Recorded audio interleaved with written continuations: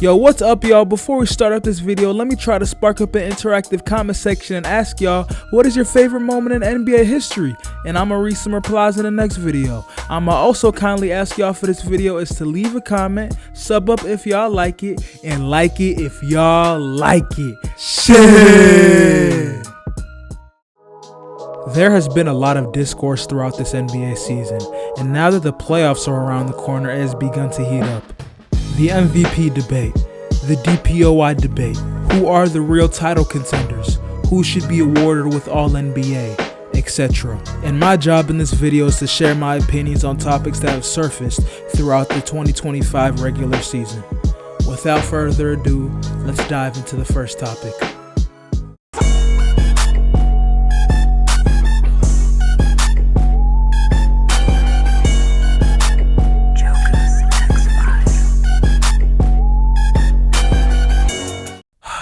Okay, now the MVP debate is the most toxic debate in basketball. Niggas love bringing down the other MVP candidate that they're not endorsing, just to prop up the person that they view as the MVP. And it's not in a way that diminishes them slightly. These people are attacking the other MVP candidates like they have something against them. Like, bro, it's not that serious. Anyways, both of these candidates are having historic seasons, and you already know who they are. Shai Gilgeous-Alexander and Nikola Jokic. Shai Gilgeous-Alexander is the cold-blooded mid-range assassin who slithers through defenses and always finds an opening.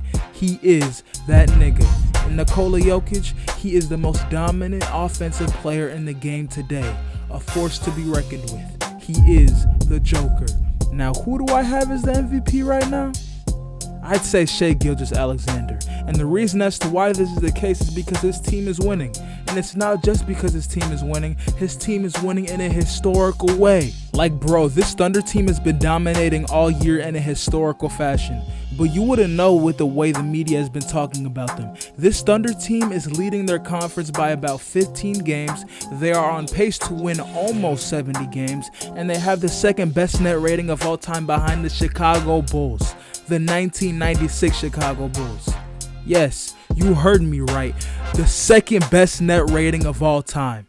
You know what 5 teams are top 5 in net rating of all time? I don't think you do, but I don't think you care either. I'm just letting you know that every single one of those teams outside of the Oklahoma City Thunder have won a championship. Yup, it's basically set in stone that the Oklahoma City Thunder will be raising the Larry O'Brien Trophy in June. Anyways, I believe SGA is also the MVP because we are witnessing an all-time guard level season paired with the fact that when he is on the court, his team's nearly a plus 20 in net rating, which is extremely wild. SGA is also a plus defender on a team that has a historic level defense. Like, bro, how many times have I said historic while discussing this? SGA is the MVP, simple as that.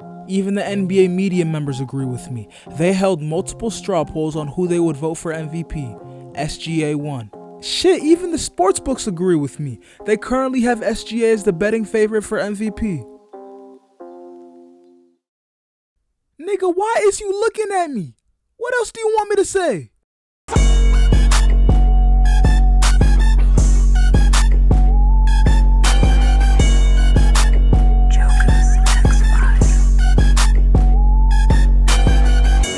Alright, now Phoenix's failure is not exclusive to this NBA season at all.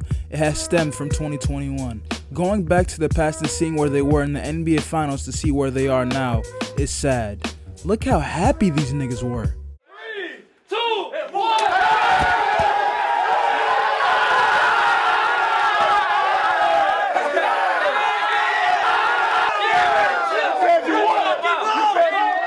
And now look at them.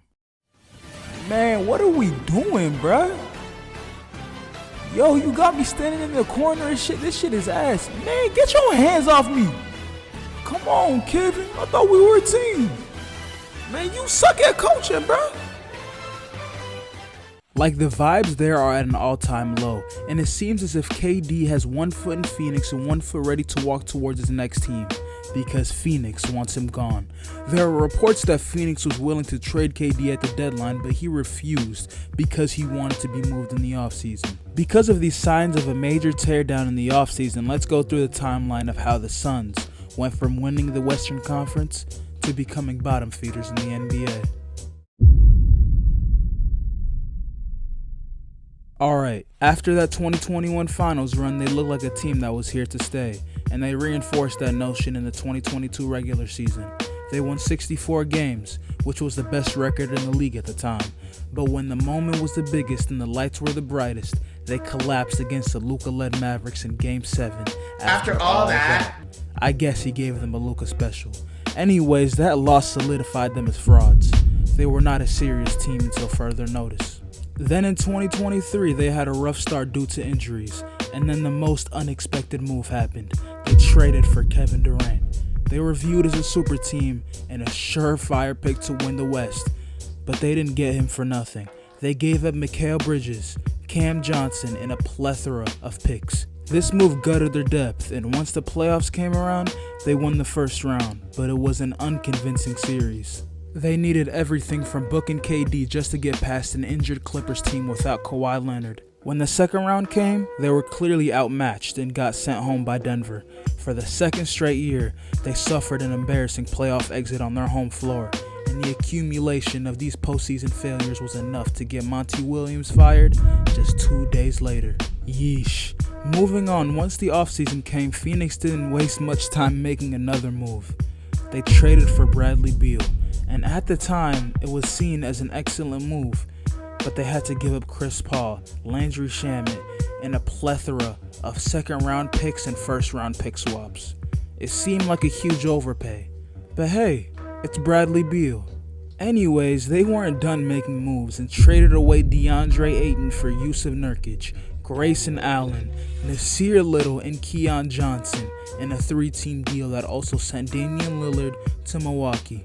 It looked like a win-win-win trade and a move that would help Phoenix's depth, but that couldn't be further from the truth. Anyways, moving on to the 2024 regular season. This season was a roller coaster for the Phoenix Suns. Beal barely played. KD and Book had to carry every night, and the team lacked chemistry.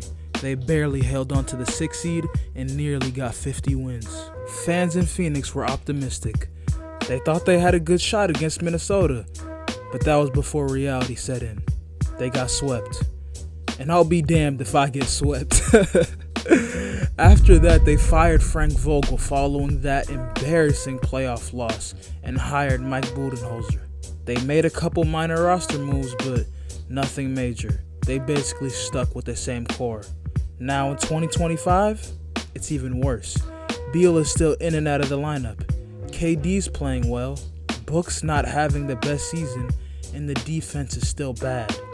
They're currently multiple games under 500 with KD currently injured, and they just got eliminated from playoff contention. Organizationally, this has got to be one of the biggest failures in NBA history. From the finals to missing the play-in.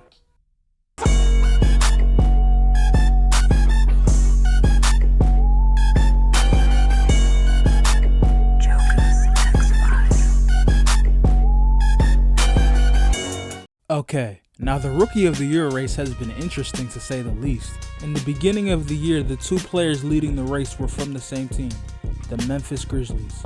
Their names are Jalen Wells and Zach Edey. Hopefully Jalen Wells gets better. Praying for you, bro.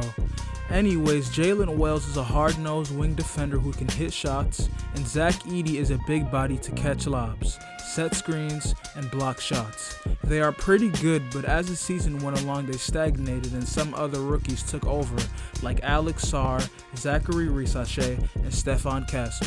If I'm gonna be totally honest, I have no clue on who is going to win, but Stephon Castle seems like the one the NBA is pushing the hardest to win the award. I'm not 100% sure if he's going to win it, but I'm gonna stick with what the media thinks. Stephon Castle will win the Rookie of the Year award according to me. But man, I was really hoping to see Rob Dillingham play a role on the Timberwolves and really make a push for this award. I know he not ready yet, I get it, but bro, I still believe in him, man. Like, you gonna be great one day, bro. I swear to God, y'all might laugh, but I see it. I see the vision. Nah, I'm joking, but let's move on to the next topic now.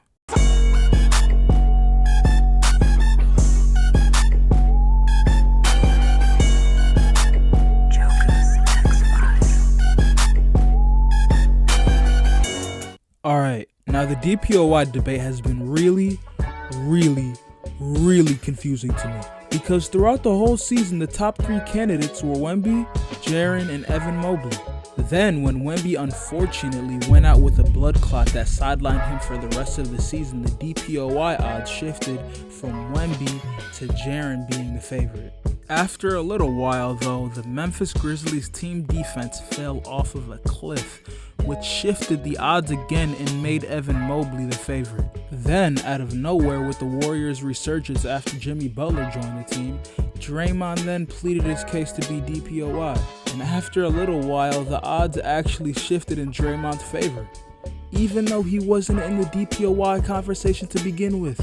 Now, don't get me wrong, Draymond Green is a great defender, but Evan Mobley hasn't gotten worse throughout the season. He's actually been the most consistent elite defender in the NBA since Wemby was ruled out. Like, to me, it seems like Draymond is trying to secure one more DPOY before he retires, and the media is just eating it up. Like, bro, I am begging the media to look at the bigger picture, assess the situation, and give Evan Mobley his DPOY by season's end. Now, that is not a threat by any means. I would just like for that to happen. Anyways, I'm not saying Draymond shouldn't be a candidate. I'm just saying, does it make sense that he wasn't even a candidate all year and then he suddenly leapfrogs everyone to become the consensus favorite? Now, yes, with the Warriors' resurgence and them being a better team, it's caused the media to finally recognize what Draymond is doing. But Evan Mobley is better in most defensive stats and should win DPOY.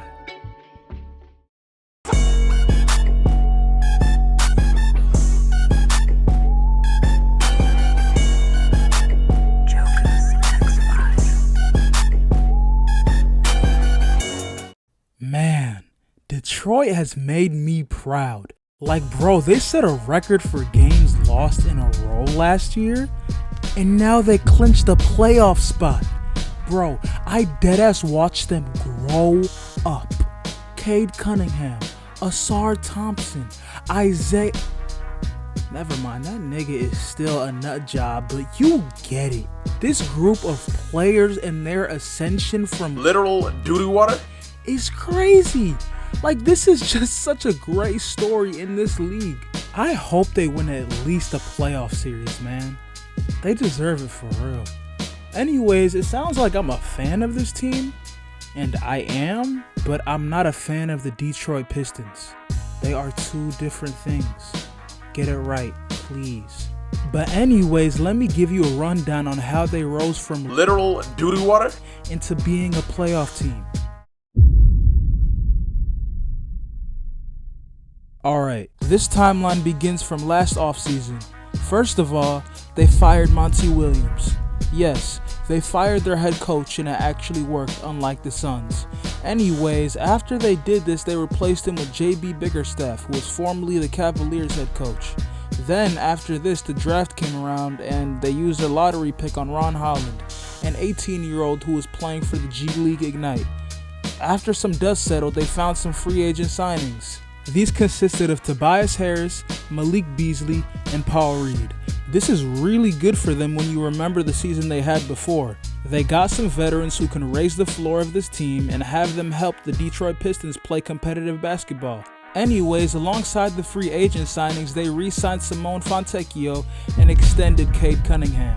A lot of people were optimistic about the Pistons offseason. They got rid of a lot of players that were not good and signed some veteran basketball players that can help contribute to winning. But they did not expect them to win this much. Yes, they clinched a playoff berth with around 5 games left in the regular season. They did this after having one of the worst seasons of all time. Man, this come-up story is for the ages. I don't want to sound like too much of a fan, but this team does really make me proud. Now, I'm afraid that this video is coming to an end, but I am not done. There will be a part 2 coming soon, so I'm asking everyone to like up the video if you want to see a part 2. But before I leave, I gotta go back to the video before this and read the replies to my comment asking, who is your pick to win the NBA Finals this season? And there is 2 replies. Wow, guys, you didn't have to give me so much comments to read. We're gonna be here all day. Anyways, the first reply says, just give him LeBron? I guess LeBron is the name of an NBA team? But if I'm being fair, he is.